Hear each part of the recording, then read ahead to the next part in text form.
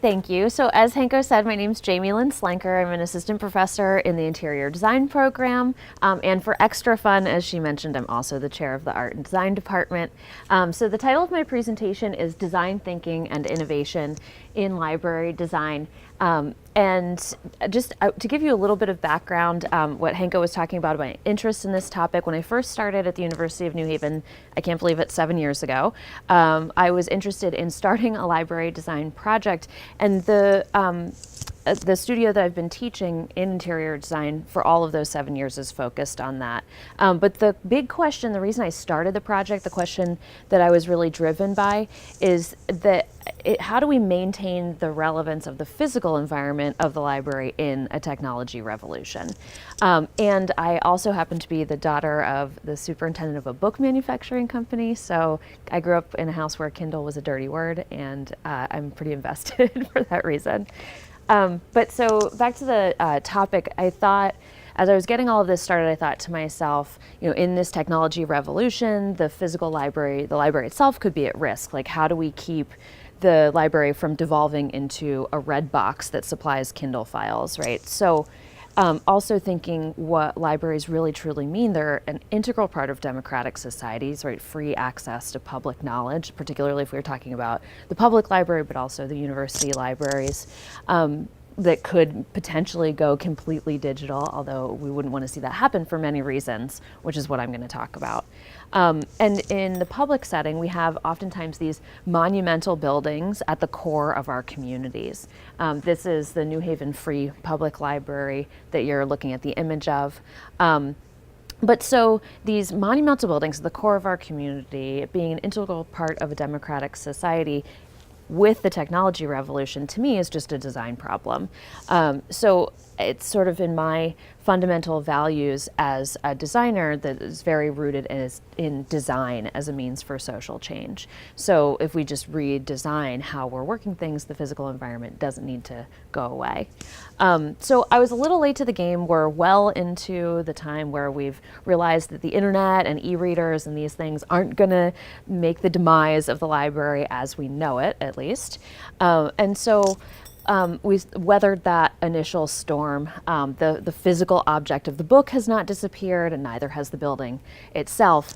But so what I wanted to look at is that sort of as we know it part, right? The library can't, the reason why the library hasn't gone away, the building hasn't gone away, is because the library can't be reduced to its technological services or its information offerings. So this is a topic I've spoken about. Hanko mentioned it's a big part of my research. I spoke about this in Boston last year at the Interior Design Educators Council, because this is where I see design education going, is how do we re-envision the form and function of spaces in the midst of technological and social change. And then I've also recently spoken about it at the Connecticut Library Association conference, which was in Mystic. I don't know if you guys were there. And that was particularly interesting to me to sort of be in conversation with librarians. So I'm really glad that you guys are here. I have some questions at the end that I'm probably going to ask you. But I'm particularly interested in being in conversation with librarians because you have always been at the forefront of these, of evolving for new media. Libraries have always been at the forefront of that and understand inherently how technological, social, and physical infrastructures intersect. So I was going to use my clicker here. Very briefly, a little bit of history to start. During the Industrial Revolution, we saw the innovations of Melville Dewey, from classification systems, which I'll talk a little bit about, to furniture and media displays and storage devices. He really cornered the market in terms of this broad systems thinking approach that he had. So today we've stretched a little bit further into the realms of what a library should be today. Is it a reading room? Is it a social service center? Is it an innovation lab? We're seeing a lot of maker spaces as trends. And we've also, particularly in the public library, and I do see a bit of it even just on the back table there on this floor, merchandising strategies entering into library design. And that sort of is based on this more consumer-driven society where we see books more presented to a customer, and the library has taken on this sort of retail concept where even the books themselves are often displayed frontally. So, or you might have them categorized more by lifestyle, like health or travel. We might see these categorizations starting to change. But when we see the displays, like the books facing forward, things like that, it helps the hurried customer, so to speak, be able to quickly come through and grab what they're looking for. But we also still have the environment we're used to where people can sort of wander through and maybe discover books in this landscape and then find places to sit back and read. So I have some images here that are evidencing some of these things in terms of this retail concept. We also see a lot of more customizable, flexible spaces. We see social gathering integrated with technology. And then I also have an image there on the right. We're seeing more in terms of wayfinding using iconography to address multicultural needs with signage that's starting to look a lot more like our cell phone apps than the wayfinding that we're used to. So in both cases, the Industrial Revolution, give a little snippet of that, and the technology revolution, where we're seeing design going today, we've used innovative systems thinking to solve the organizational problems that we have and to create new design solutions. So these like changing models of library service is really nothing new, and neither is designing a building to meet a user's needs. And so the basic idea is that we start with human need. What makes life easier, more enjoyable, what makes technology more useful and usable. And it's about understanding in culture and context before we even begin. So it's about understanding the aspirations and the motivations of the user. And that is the bulk of what this presentation is about, and the heavy research component that I have my students do. So for all of this, for this idea of starting with what humans need, we learn through observation. So as I keep mentioning, I teach an interior design senior level studio course focused on developing a leading edge library facility where attention is given to innovation and new technology. And the facilitated design process goes beyond precedent studies and criteria matrices, which is sort of our common language. I introduce these user observation methods that I've been talking about. I introduce social theories, and we also do quite a bit of non-traditional, so to speak, non-traditional programming. So I'll talk about those techniques a little bit. And the interesting thing to me is that through using those processes, I've found some pretty unexpected results with my students' work. And in their inquiry, but then also in their design application. And I get into talking a little bit about how I see being able to teach the empathy. How do we teach empathy? But before I jump into the user observation part of all of this, at least the methodology, I wanted to just lead with a quick example that's a little bit striking.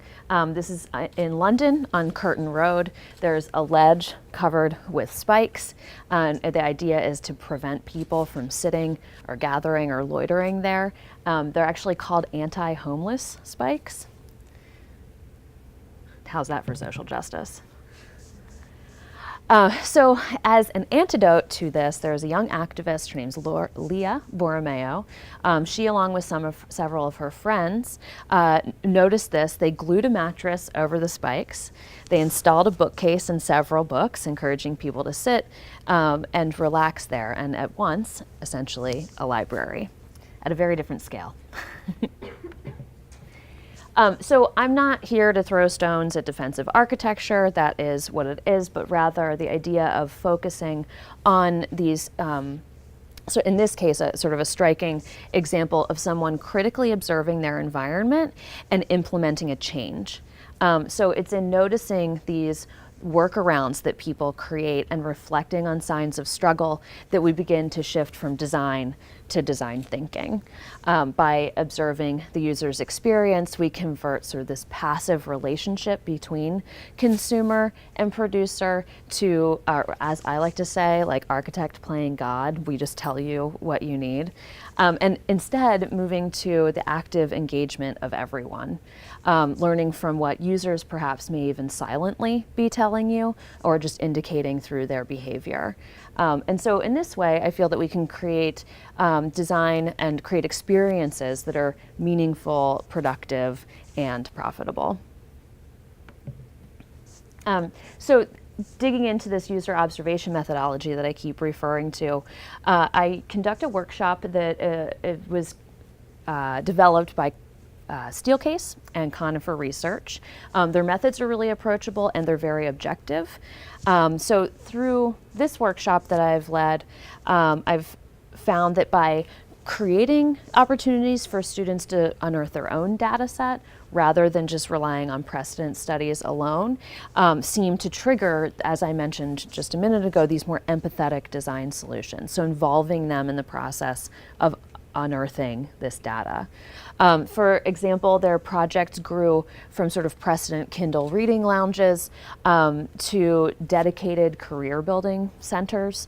And then there's a wide variety of other examples that I'll go into, a lot of different focuses, but issues often affecting the transient population come up, unemployment, frequently surface. So that was actually why I chose the Curtin Road story to share, because it's relatable to what comes up a lot of times, particularly in the students that focus on public libraries, obviously. Over the years, I've done several iterations of this where students can choose either an academic library setting or a public library setting. So I've got sort of data across both sectors. On the right here is an example of a student who was working on a public library, and she was observing two libraries in our area, the Wallingford Public Library and the Cheshire Public Library. So a little bit about the framework, the way that this is set up. The user observation methodology is set up within a very easy to remember AEIOU framework. So it focuses on activities, environments, interactions, objects, and the users. So the idea is, what are people doing? Where is it taking place? With whom are they interfacing? Who are they engaging with? What are they physically using, the objects? And also, who are they? Who are the users? And understanding how to categorize that. Oftentimes the staff or the maintenance people get forgotten about quite a bit, I feel like, in design. So it's important to make sure that we identify all of the users of a space. So there's 5 methods of inquiry. The first one is note-taking. It's the one most familiar to us. But the key here is to make sure to record your observations separate from your insights. We want to try and avoid assumption. So keeping those two things. The insights are important, but it's also important to keep those things separate between the observations and the insights. The second is fly on the wall, and this one, as it sort of insinuates, you don't want to interfere with what's going on with individuals or groups, what's taking place. And the reason is, we all kind of know this, is that people, when they know they're being watched, change their behavior. So you want to kind of keep out of the mix with fly on the wall. The third one is physical traces. I'm going to focus on this one. That was essentially the example on Curtin Road that I was referring to. Is looking at physical traces, things left behind. So we're looking for previous activity, we're looking for artifacts, like I said, that may have been left behind, or changes people may have made to their environment.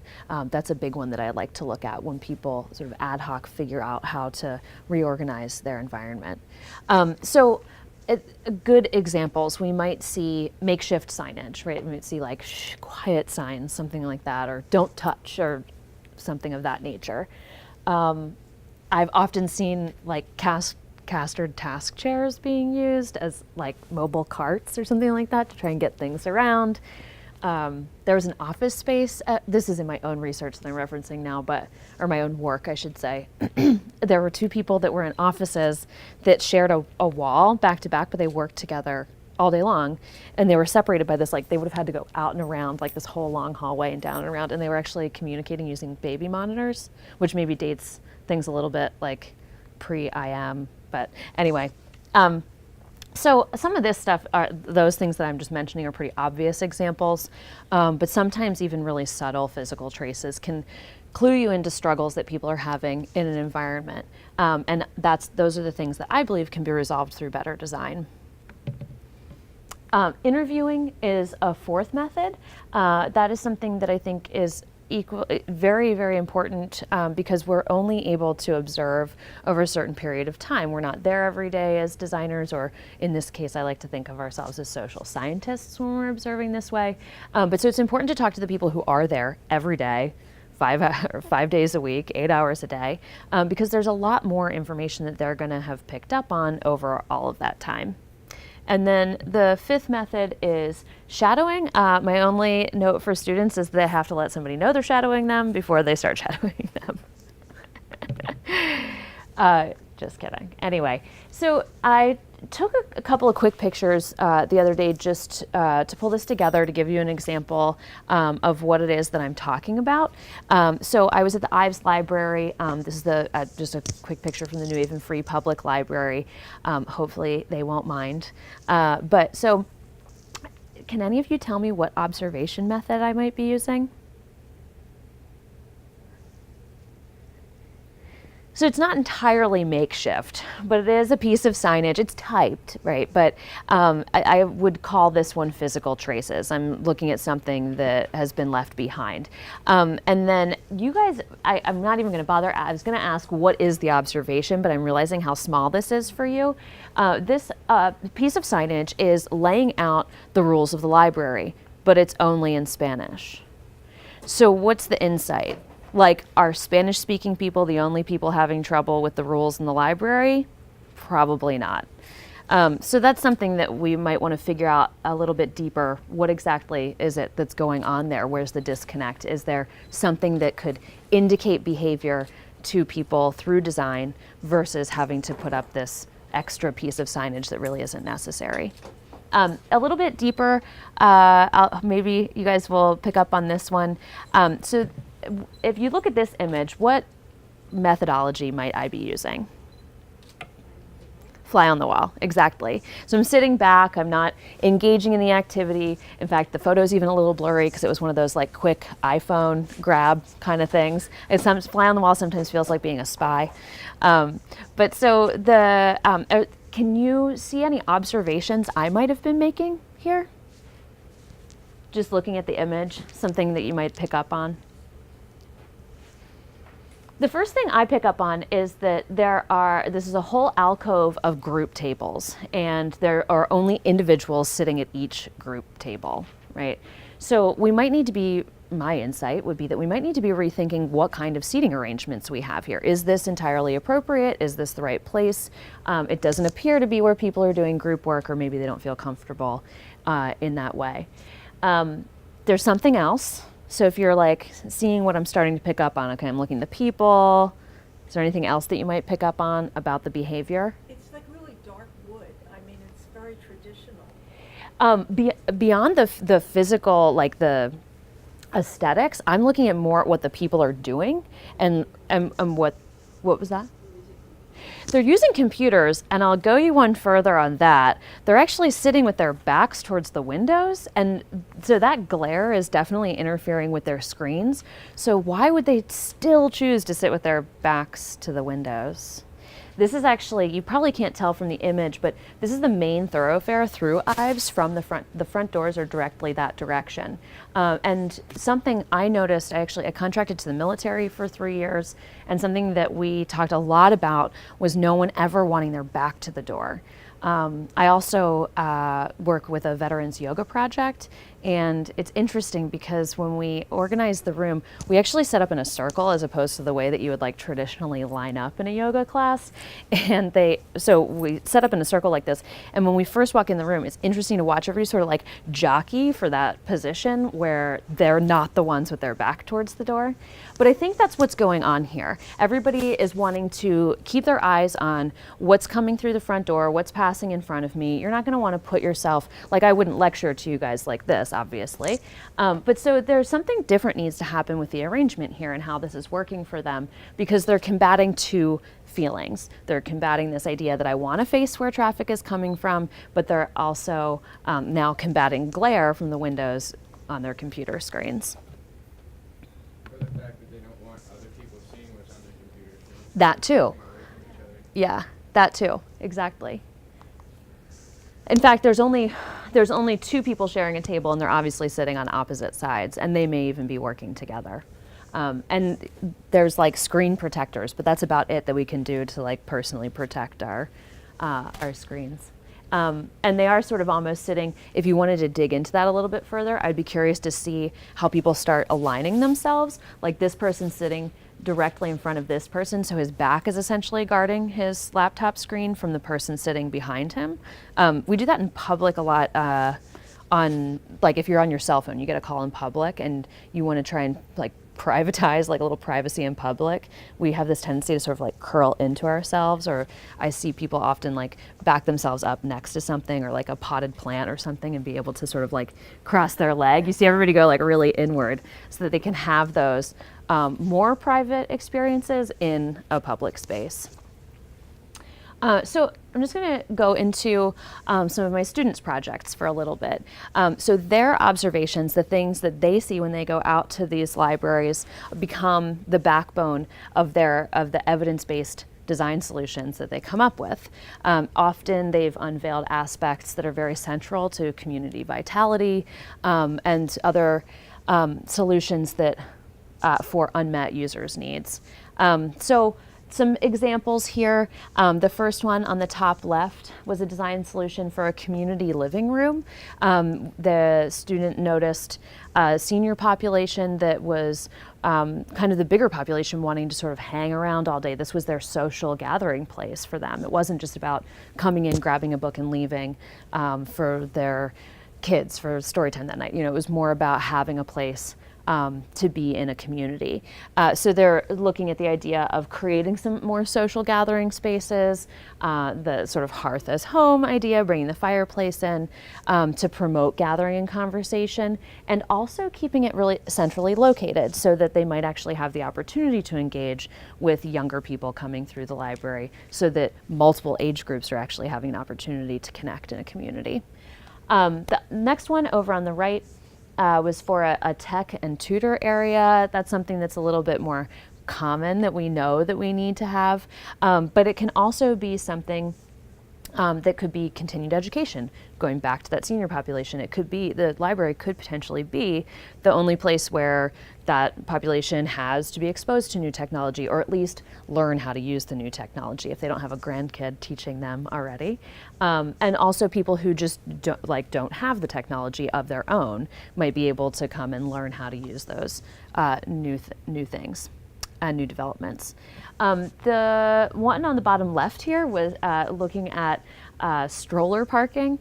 This student noticed that there were strollers just sort of like littered all over the place and kind of in the way, and people are like stumbling around them, and so it was something that she picked up on that she thought should be designed for, because there are a lot of mothers, nannies, caretakers that are bringing children into the library for like story time and those sorts of things. So again, creating a design that suits its users' needs there. And then in the last image on the right, the student actually ended up calling this an adult park, but it was the idea of a centralized community board, something that she picked on that was lacking, and that signage was just sort of all over the place, but instead creating a centralized hub, so to speak, for that kind of information, both analog and digital. And it also reinforced where this particular project was cited, where it was cited in Savannah, Georgia, which is a little bit further beyond the 9-square idea of New Haven. There's 27 squares. It was planned like a Roman city. And so everywhere the intersections occur, there's a small green. Like if you saw Forrest Gump, where he's sitting on the park bench, that's one of the parks in Savannah. And so in that way, she was relating this adult park to the way that the community is typically engaging with one another in their own town. So another issue that students identified over and over and over again, which is why I brought this one to the presentation, is wayfinding. Wayfinding difficulties. So they're addressing these through, in some cases, monumental signage, this very, very large scale signage that becomes a major design element. And then we also see some lowered book stacks so that you can actually see the pieces of wayfinding throughout. The stacks are not blocking it from your view, so you can see across the whole place and identify that's where I want to go, not only through words, but also through color association. And then this adds an extra layer of sort of a low profile security measure.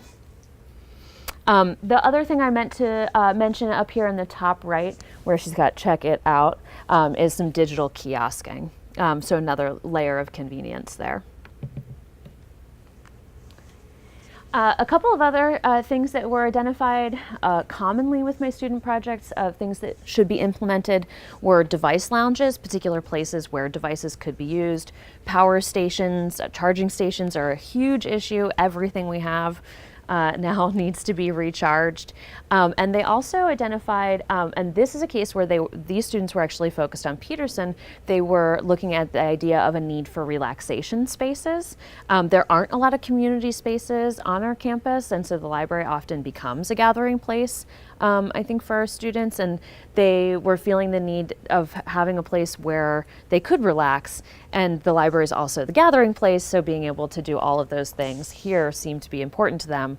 And so the whole idea behind all of this is basically like refueling, right? Like not only our devices, but also ourselves became kind of like an overarching concept. So in the innovation process, we often look to related sectors, and in this case, I started looking at social theories to bring new ideas. We look at outside sectors to think about things that maybe we haven't thought about in our particular sector before.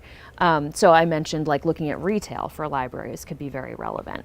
Looking at some social theories here, one of the main social components I bring in and talk about with libraries and the studio course is third place theory. If you're not familiar with it, the third place theory is the idea that your first place is home, your second place is work, and your third place is somewhere where you're embraced in a community. So if you're my age, it's Cheers. It's like Norm at the bar. And then for my millennials, I've been using the like Central Perk from Friends reference, but that's even getting dated now. So like if you guys have any ideas about how I can start relating this better, that would be great. I don't watch much TV, so I need a new third place reference. But hopefully you guys all get those references and understand essentially what I'm saying very quickly. So there's places that are already using third place theory in their design. The big conglomerates, Starbucks, Panera, they all know about it. They're already using it in their design. There's still some issues though. I don't know if you've gone into a Panera, you know, like the high top table that's always near the doors. There's like 6 bar height chairs there and nobody's ever sitting there. The idea behind it was that it was like the quick place to stop. Like if you're an individual, you're just running in, you're grabbing something, you're sitting quickly and you're leaving. But like all of Panera is kind of like that anyway. At any rate, we can look at these conglomerates and like the big people, Starbucks, like I said, using them, but I instead, because I wanted them to sort of discover their own information as opposed to working on precedent, sent them out stomping around to the places where third place theory sort of grew organically. So their mom and pop coffee shop, their local dive bar. It's a senior studio, so it's okay, I promise. the dog park became one.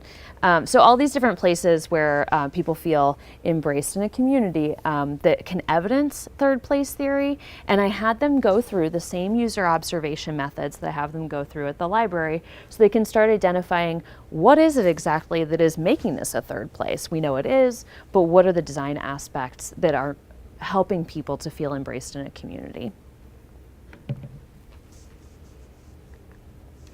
So all of this user observation, I believe, is, as designers, us also being very much social scientists. We're really looking at human behavior.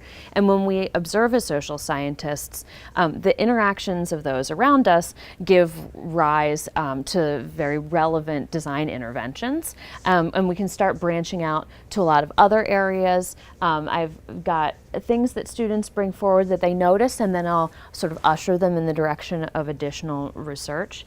The first one I'm looking at, I mentioned earlier, merchandising strategies. Paco Underhill is someone who does quite a bit with this. This is his book, Why We Buy. And so just going beyond the idea of like merchandising the book itself, but also looking at humans' behavior in spaces. I'll just give you a quick example. He talks about the first 15 feet of a space is like completely unusable for merchandising purposes, because if you think about the way that we enter spaces, we're like coming quickly out of a parking lot, we hit the doors, that starts to slow us down, but it takes about those first 15 feet until we actually like visually come to. So it's essentially, in merchandising anyway, lost space. So doing anything in those first 15 feet isn't really impacting anyone. Another one is, which I've got student projects that are referencing all of these, stoop culture. A student started picking up on this idea of sort of like loitering on stairs. It's also something that they embraced at the TWA terminal at JFK.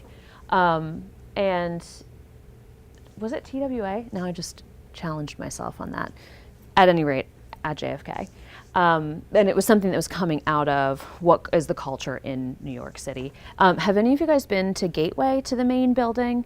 There's a set of stairs that goes straight from the main doors up through all 3 levels of the building. And to the right-hand side, there's sort of a stoop for each 2 stairs.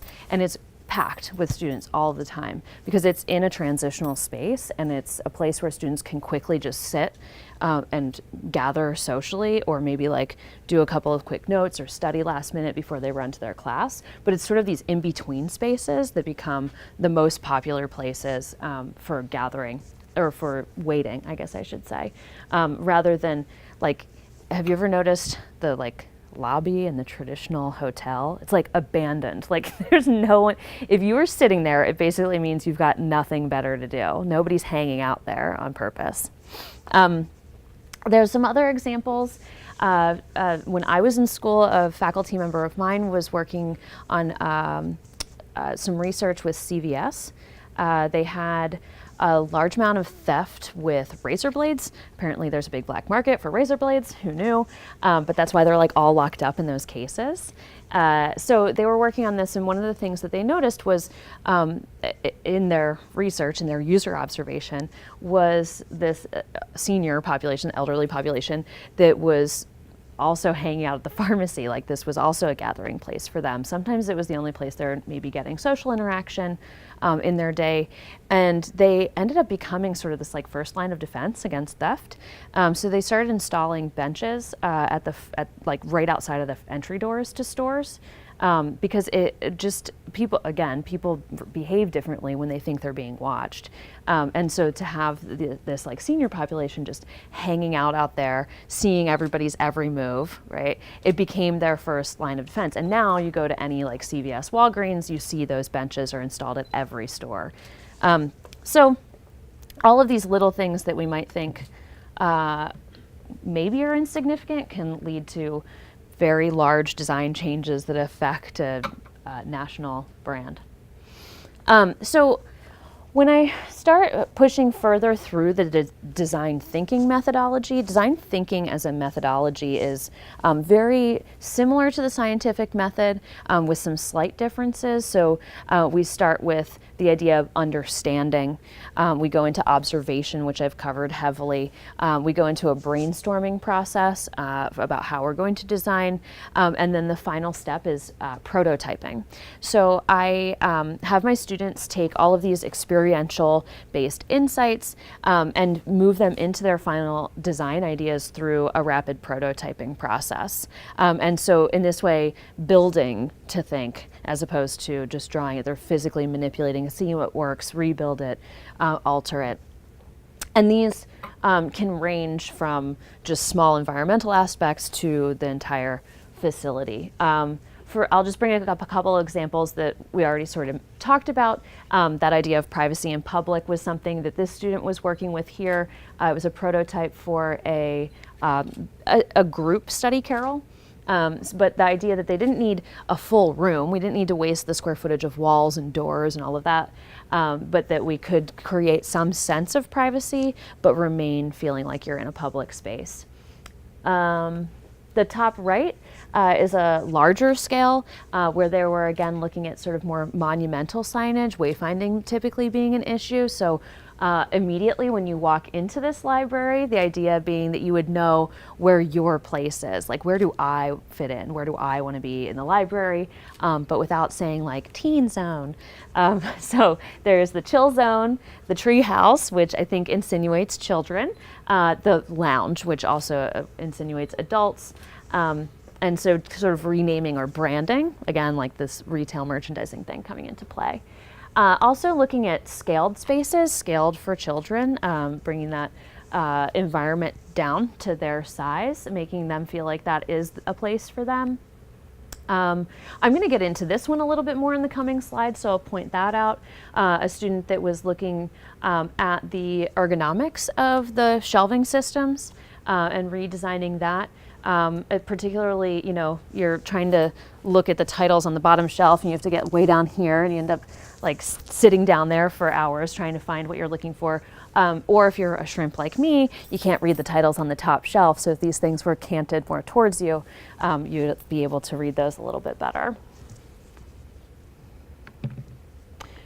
So to launch into this whole programming process of programming the full facility, going beyond these smaller environmental aspects, but looking at how does the program work of the entire facility, as I said, I have students map their users' experience. So over the course of 5 weeks of research, which my students are always like, 5 weeks of research, I'm never going to get to the floor plans. How am I going to have time to design? The idea is that if we spend that much time in research, by the time you get to design, you should already know what your solutions are. So spending more time on the research side to really understand what those solutions should be. And what they've been doing across all of these weeks of research is saving imagery from projects that they encountered, precedents that they saw, things that they were interested in looking at. And so typically, if you're not a designer, you might not be familiar with the process, but typically we would start programming with like block diagramming, criteria matrices, bubble diagramming, those sorts of things, which is a very 2D experience. And so my idea behind programming, or at least beginning the programming process in this way, is that the students are in their mind's eye mapping the user's experience, leading them from what does the entry point look like? What is the next experience they encounter? Our experience is sort of like narrowing in and broadening out smaller spaces to larger spaces to create interest and intrigue along the way there. But thinking about it three-dimensionally in their mind. And then I move further into more defined programming, but again, I have them build a model and I have them program directly in the model with sticky notes representing square footage. So they're getting a better sense of how all these pieces come together within the building, but also volumetrically. That's the big change that I noticed in the results that I get from my students' work, is starting to look at vertical adjacencies. So in a project beyond this, going back to the one that I mentioned with the sort of curving book stack idea. These sort of non-traditional techniques led, like I mentioned, a greater awareness to volumetrics, something that we often forget about when we talk about the relationships of spaces and two-dimensional planning. And so you can see here they're now starting, this student Lucas was starting to think about not only the vertical adjacencies in the building itself, if you're looking at it in section, but also on the human scale, if you look at here in this rendering of those ergonomics. And the way that he talked about a little extra detail that he thought about, he said, a small shelf near the base of the bookshelf re-envisions a shelving system allowing patrons to place their collected books when grabbing another. It also lets patrons leave books to be reshelved in their proper locations by a librarian instead of placing them back on the shelf randomly. I liked that. So my whole presentation, the ideas that I wanted to bring forward was I'm very interested in process.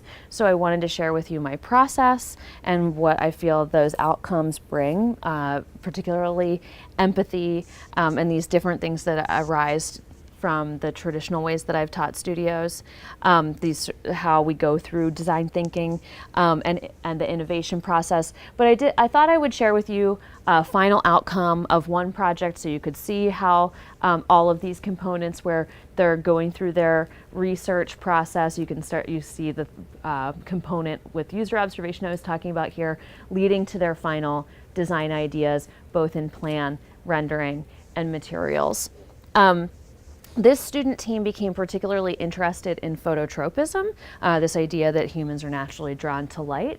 They noticed this through where it came from in their user observations with their data set was actual numbers of where people were selecting seats that they wanted to sit in. And I don't know if that's something that you would notice in this library, that people are tending to choose the seats near the windows first, but that's something that they were really interested in, that they were very curious about when they noted all of this. So if you look at their renderings on the right-hand side, you can see where these design ideas are coming from. They're looking at light attracting people as drawing them to a space. And then they're also thinking about something they noted where people had this tendency to sort of linger in thresholds. So that's why they applied the light application to the thresholds into these other spaces. So I've had a lot of interesting ideas over the years. There's one over there on the right, which is a vacuum tube delivery system for the books from a digital kiosk, which is quite interesting. And they wanted them to be clear. So if you can tell in the rendering, you're literally seeing like books like flying overhead. And this design solution was a student that was a little more interested in the idea that the physical books maybe didn't need to be on the floor since we do have all these digital interfaces. So it was sort of this like Amazon style warehouse where like machinery plucks the book and brings it, delivers it to you again through sort of a kiosk, but it's all being mechanically retrieved.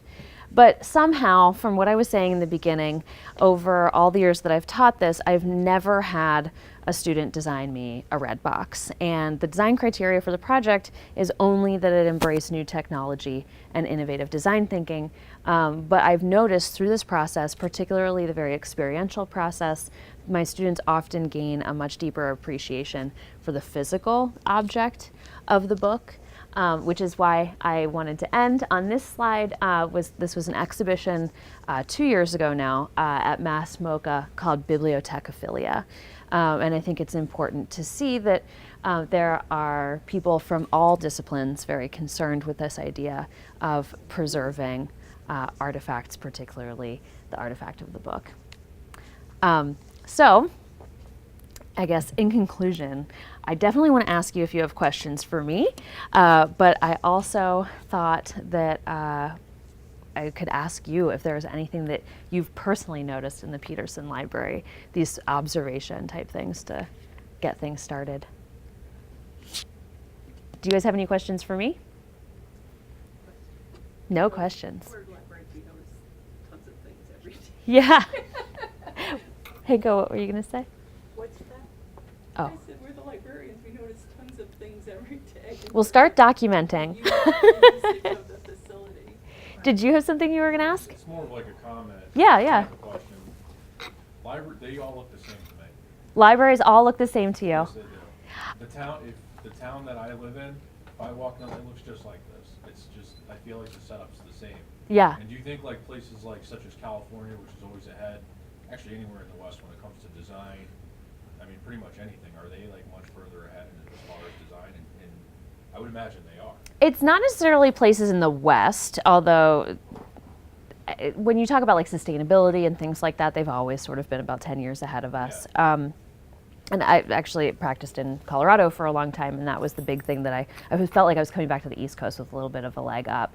But it's really about funding. That's the biggest issue is like who's getting the funding, who's getting the big grants, that sort of thing. So you are going to notice libraries that are really pushing into that leading edge, often in bigger cities. If you want to talk about the West, the public library in Denver is a really incredible space.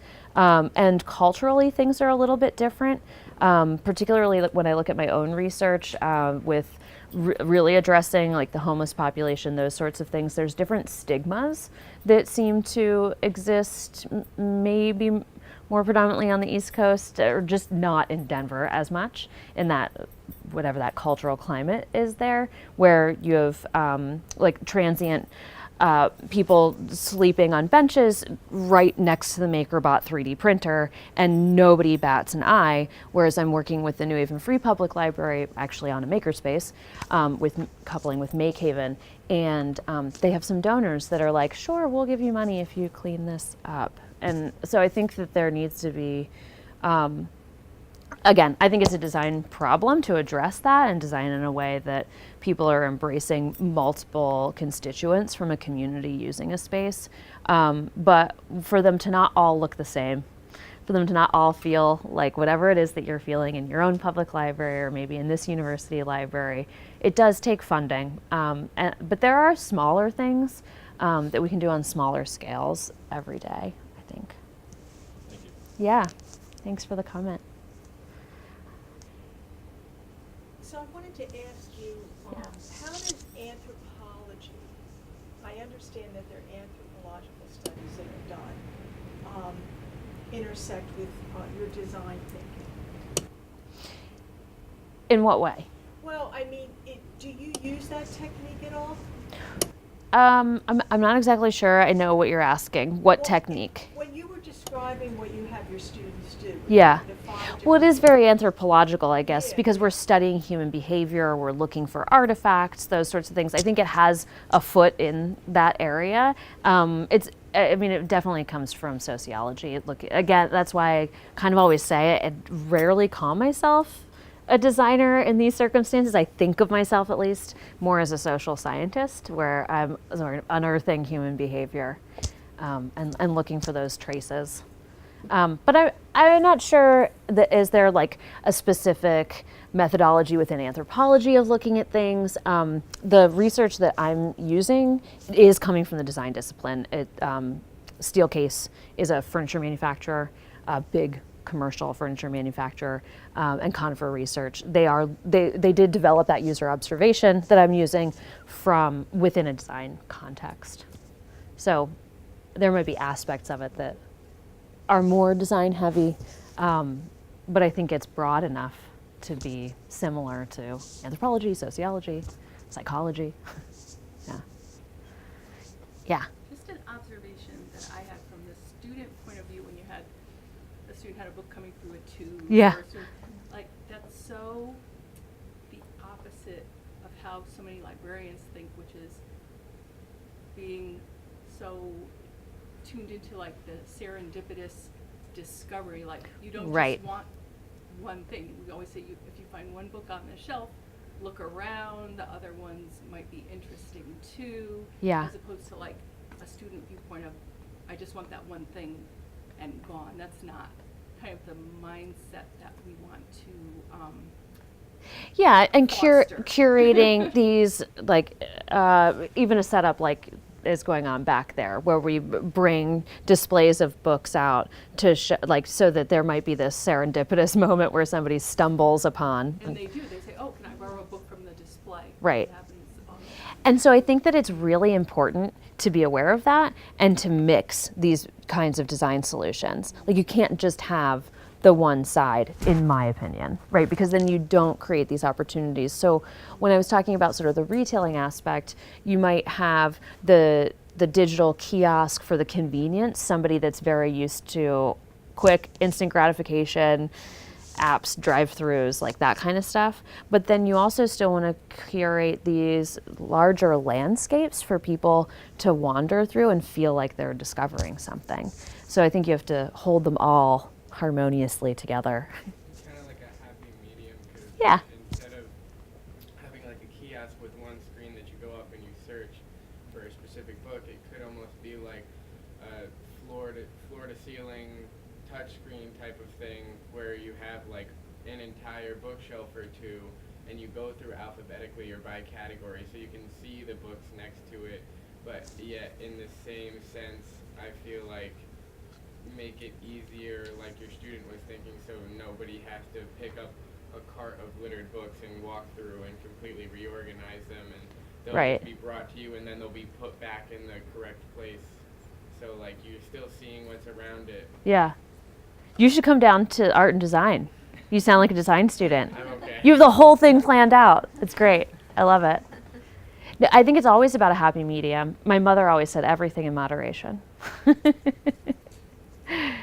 Are there any other questions? Yeah. Just along the lines of the third space, you said you were kind of Yeah. looking for a different way to connect. Yes. Do you have one for me? McLaren's Pub from How I Met Your Mother. Oh, yes. Oh my gosh. Perfect. Thank you. Even on campus, I noticed, like, in that, you were mentioning transient space. Yeah. Gateway, like, Jasmine's Cafe. Yeah. at Bartell's building, whatever it's called. Yeah. That seems to be, like, a very common place where people go to hang out for the 5 or 10 Yeah. minutes between class just to catch up with everybody. Yeah, it is. It's definitely one of the few places. I've learned a lot about that space, though, over the years of my students bringing in observations from there. And I didn't realize this because I wouldn't know it as a faculty member walking through there. But apparently it's very, like, segregated off. Like, this fraternity sits there and that sorority sits there, and no one even if they're not there, you're not supposed to, like, sit at that table at that time.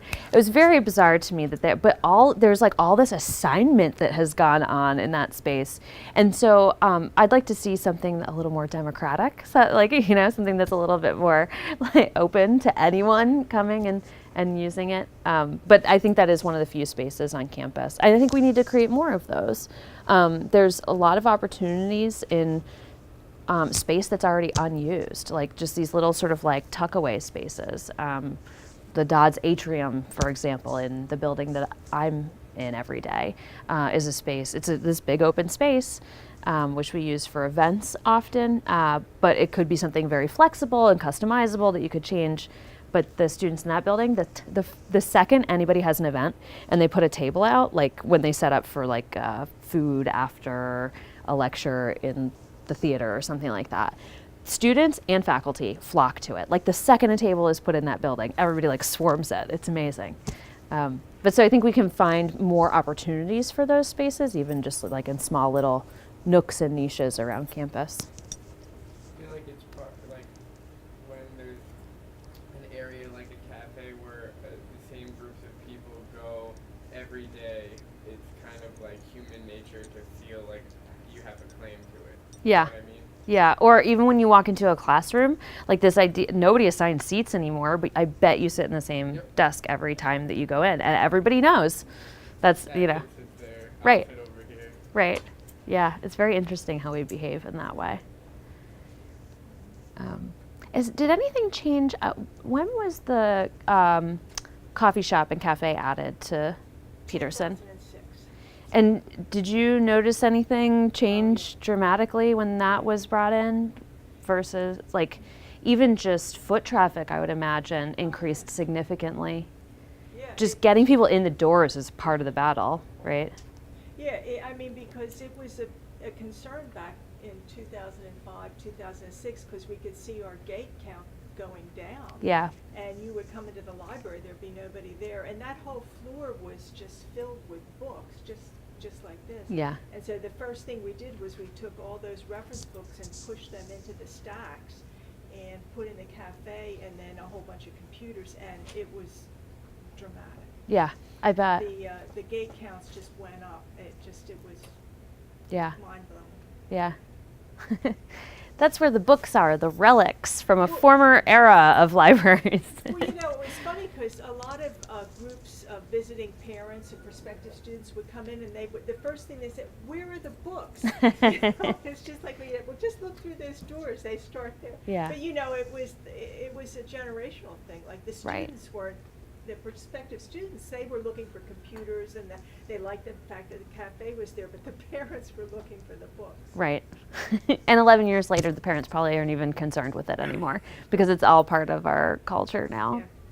Yeah. The social space is the king of everything now. But do you have a question? Oh yeah, I was just wondering. Yeah. Do you tell any of the students or that you sort of have to be a little more savvy to mask the, like for example, if you were going to have a cafe, which is, kind of obviously bringing in revenue, should you maybe,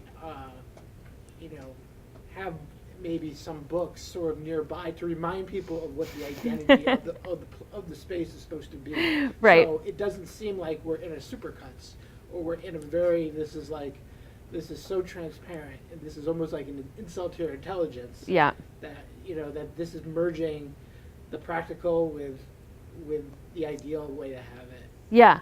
Well, so actually a lot of times that cafe space is usually subbed out. So it's in honor of transparency, the library is not necessarily making any money from that endeavor.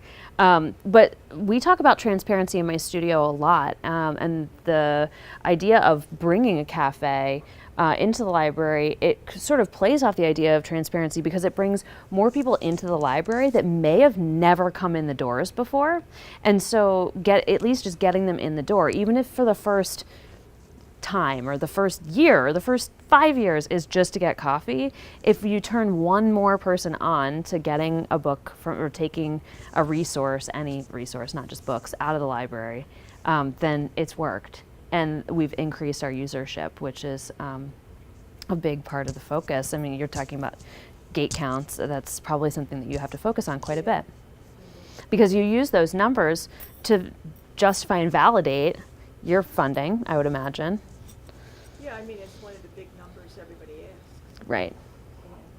So Or like the CERC numbers. Yeah, they want to know what that is. Yeah. I mean, although even iPads, like the federal government, that's one of the numbers they want to know about libraries. So. Right. Yeah, so that three times. Yeah. I think what you're stumbling onto, and maybe I'll just wrap it up with this, is that part of the reason why I'm so interested in libraries is that I think that there is a bit of an identity crisis. What are we? That was sort of what I started off with, is is it a social space? Is it an innovation lab? Is it a place to get resources from the community, if you're needing help with your taxes or those sorts of things, particularly in public libraries. But we see that here too. I don't know how long ago the CLR was integrated, but what is the library? Is it a service point for those kinds of resources, or is it still the place where we just go to get books, or am I going to bring my maker space into the library? I won't, I promise. We have another place for that. But I think that we do have a bit of an identity crisis with that, and that's what, looking at this big question of how does technology and our social age change what the design is? And maybe once we come up with what the design is, you'll start to notice your community library looking a little bit different. Those aesthetics will start bleeding across into even the older libraries that haven't been updated since 1981 or whatever. Well, how about the new library at the Yale School of Business? I mean, that's really radically different than a traditional library. Yeah, I have not been in there yet. That it was actually the neighborhood I just moved out of, and I know all of us felt like they just like dropped an alien into the middle of our neighborhood, like this giant spaceship. But I haven't been in there yet. But there are some very interesting libraries. And to go to the complete opposite side, like that, the Yale Business School being a very innovative library, the Beinecke Rare Manuscripts Library is also extraordinarily innovative, even though it's warehousing like Socrates, very ancient, literally, materials. Has anybody been in there? It's a really interesting space. It kind of looks like all of the books could just like descend down into the middle of the earth should there be like an apocalypse or something. I think that's the rumor too, the urban legend. But anyway, well, thank you all for coming. I appreciate it. Thank you.